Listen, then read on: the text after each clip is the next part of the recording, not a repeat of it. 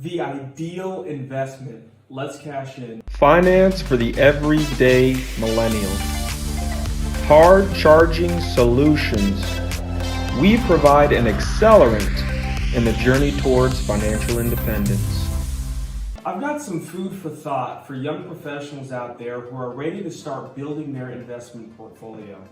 If you've been asking, what investment is most likely to give me a solid return, I'd answer your question with this question.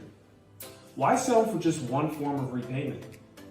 What if I told you there was an investment option that pays you back in 5 different ways? And what if it's an option that has traditionally grown in value over time?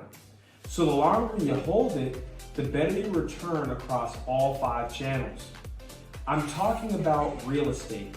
Real estate is actual tangible property and includes land along with the buildings on the land. When most people hear the term real estate, they think of residential properties like single-family homes, condos, or townhouses. But residential properties are only one aspect of the overall real estate market. Other types include commercial real estate like office buildings, retail such as stores and shopping centers, and industrial, which are properties used for manufacturing or distribution facilities. We're going to focus on residential real estate. Once you've bought a property, there are 5 ways that it can pay you back. I like to say that real estate is an ideal investment because the word ideal is the perfect way to remember all the benefits this asset can offer you. I is for income. Owning real estate can provide you with ongoing income in the form of rent or lease payments from a tenant who lives in a residential property you own, or from a business that leases out a commercial, retail, or industrial property. D is for depreciation. Property owners can deduct the cost of buying and maintaining rental properties on their end-of-year taxes. E is for equity.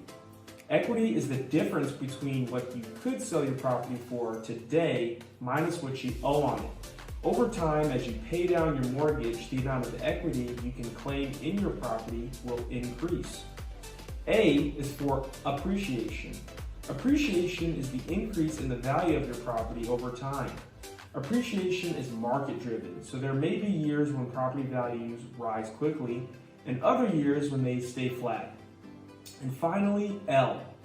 L is for leverage. Real estate owners rarely pay up front when they buy a property. Instead, they make a down payment of anywhere from 3 to 25% of the purchase price, then get a mortgage to finance the balance owed. Financial leverage is what allows property buyers and sellers to make deals that benefit both parties. Go to RINOINVEST.co and start today by signing up for a financial coaching discovery call to see how real estate can be a good fit for your long-term financial strategy. And check out our real estate investing course to learn how to make money by starting your own real estate investment business. Until next time, thanks for watching, and remember, it's always a good time to cash in with Cassian.